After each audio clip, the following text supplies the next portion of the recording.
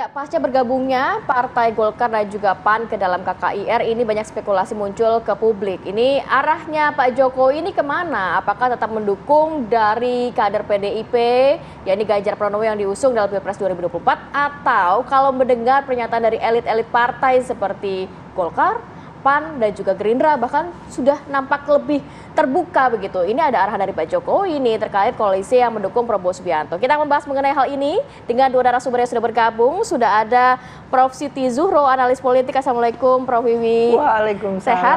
Alhamdulillah sehat. Alhamdulillah sehat. Oke, kemudian juga ada Bang Andreas Hugo Pariera, politikus PDIP. Selamat pagi Bang Andreas.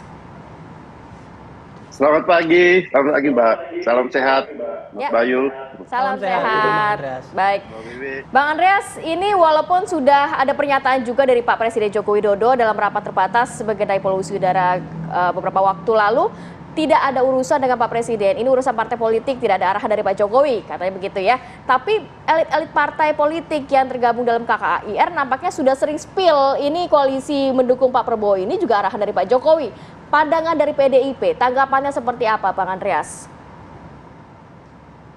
Ya saya sebagai politisi ya juga ini akhir-akhir ini jadi memperhatikan, jadi pengamat juga seperti Mbak Wiwi ini melihat melihat gejala-gejala politik, melihat indikasi-indikasi yang berkembang seperti sekarang ini kan. Jadi ada keanehan-keanehan gitu, logika-logika yang tidak berjalan di dalam rel pemilu yang terbuka, demokratis. Karena kita lihat juga ada pola-pola kooptasi gitu. Kooptasi itu pembajakan yang dilakukan baik secara paksa maupun dengan iming-iming gitu.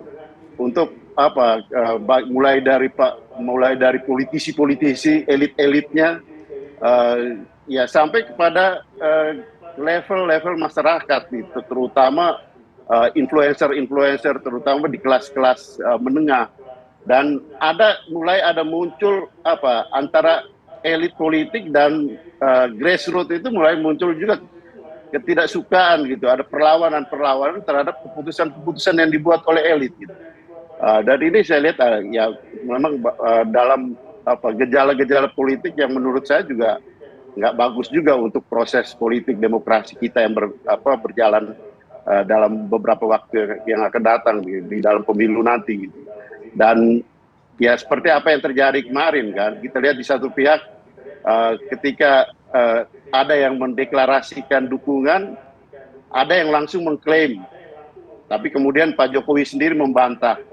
Tapi orang meragukan itu, meragukan bantahan yang disampaikan, yang seperti tadi disampaikan itu. Gitu. Jadi ya terus terang, saya dalam hal ini saya juga memperhatikan gestur-gestur politik, gejala-gejala politik yang muncul. Ya, jangan sampai kita mengulangi skenario-skenario yang ada skenario besar yang mungkin sedang dipersiapkan dalam hal ini. Oke, satu, skenario besar seperti apa? Yang kedua, ketika soal tadi bicara gejala politik, Bang Andreas melihat gejala politik ini langsung saja. Anda melihat atau PDIP melihat Pak Jokowi ini memang mendukung Pak Prabowo, bukan mendukung Pak Ganjar?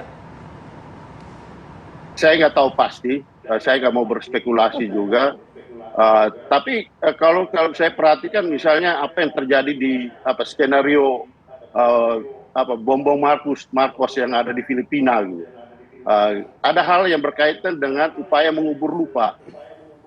Kemudian ada upaya untuk menempel pada popularitas dengan klaim apa yang dilakukan dengan menarik Duterte dan kemudian menarik anaknya untuk masuk di dalam klan persiapan menuju kekuasaan, dan itu berhasil gitu. Apa yang terjadi di Filipina itu berhasil dengan bom Marcos itu. Dan jangan sampai ini gejala ini berulang terjadi di Indonesia gitu. Nah, indikasi-indikasi seperti ini nanti Mbak Wiwi sebagai pengamat bisa menjelaskan itu lebih jauh. Mbak Wiwi lebih tahu soal itu. Bang Andreas, sebelum ke Prof. Wiwi, kalau melihat ini ada pernyataan dari salah satu politisi PDIP begitu ya, karena dia ini presiden merasakan ada yang mengait-kaitkan dia dengan untuk upaya taktik politik. Ada narasi yang seakan dibangun bahwa Jokowi berhadapan dengan PDIP. Benar adanya, Bang? Ya bisa jadi gitu, bisa jadi. Artinya di situ kan politik divide et impera, gitu, memecah belah gitu. Ini bisa berlaku lagi gitu, memecah belah di dalam PDI Perjuangan. Dan saya harap ya yang ingin dipecah belah tidak menyadari itu gitu, dan jangan mau kita dipecah belah hanya untuk kekuasaan. Gitu. Oke, ada contohnya tadi kalau Bang Andre, saya ke Mbak Wiwi. Mbak Wiwi izin panggil Mbak aja ya. Banyak prof soalnya kan. Boleh ya, saya enggak panggil nenek ya. Nggak berani saya. Oke, Mbak Wiwi, kalau misalnya tadi melihat dari Bang Andreas bilang bahwa ini ada skenario besar lah begitu. Kemudian apakah benar PDIP sedang dihadapkan dengan Jokowi? Presiden gitu. Iya. Dengan gejala-gejala politik yang ada tadi. Kalau analisisnya Mbak Wiwi bagaimana? Iya, kalau senario besarnya itu positif dan dampaknya akan positif, menurut saya bagus sekali. Jadi inline gitu ya, seiring sejalan dengan sistem demokrasi. Ya, tadi itu sebetulnya apa yang disampaikan oleh Bang Andreas, bahwa pemilu ini seharusnya menjadi tiang panjang gitu ya, kenaikan kelas kita dalam menjalankan satu sistem demokrasi dengan satu arrangement atau satu katakan proses gitu ya, yang betul-betul ditapaki dengan penuh tanggung jawab, terukur gitu ya, terformat.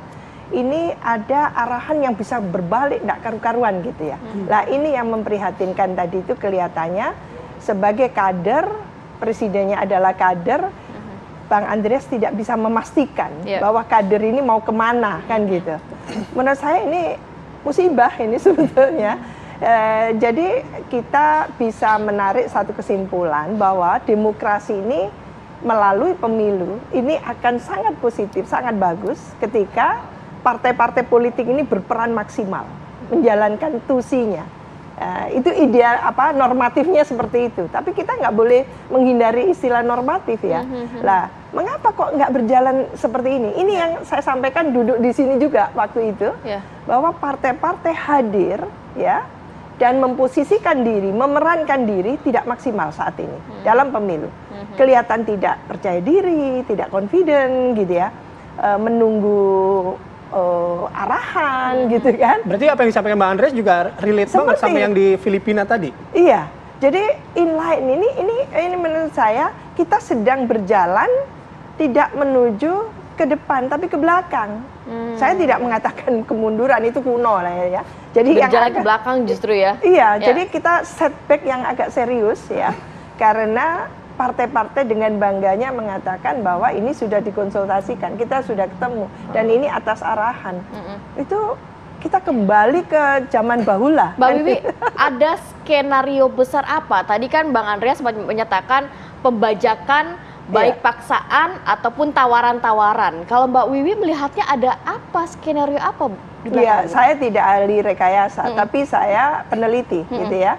Kalau menurut saya dengan bahasa lain bisa dikatakan bahwa senarionya sama ini dengan yang lalu-lalu, pokoknya menang gitu ya. Jadi pemilu ini pokoknya menang ini, calon saya pokoknya menang lah. Kalau pokoknya menang, maka arrangement besar itu akan dilakukan sedemikian rupa gitu ya, yang memastikan bahwa tadi itu orang yang sedang akan didukung ini menang gitu. Nah ini yang menurut saya kontestasi ini sudah bisa diprediksi seperti kata orang luar ya, yang mengatakan kita sudah tahu pemilu belum mulai tapi kita tahu yang akan menang itu ini.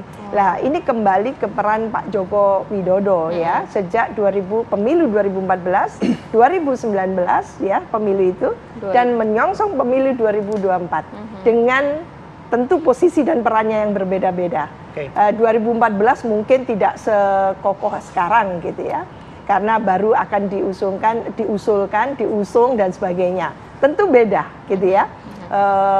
Dan antusiasme dari publik itu beda waktu itu. 2019 sudah in power gitu ya, bisa mengatur gitu ya, bahwa incumbent. Ya, dia incumbent. 2024 dengan tunda pemilu gitu, dengan 3 periode dan sebagainya, ini sudah menunjukkan rekayasa politik yang dilakukan menyongsong pemilu 2024 yang menurut saya kita harus siap menghadapi gitu ya, dalam keadaan hukum kita yang di titik nadir seperti ini, kita akan sangat berat gitu ya, harus double effort gitu ya. Kalau perlu triple gitu ya untuk meluruskan kembali. Ini bagaimana ini peran dari partai dan koalisi-koalisi. Baik, dengan gejala-gejala yang ada tadi seperti disampaikan Bang Andreas, Mbak Wiwi juga membaca nggak Pak Jokowi dan PDIP sekarang lagi nggak akur? Nah, nanti ya. Kami jeda terlebih dahulu. Apa kabar Indonesia Pagi akan kembali sesaat lagi.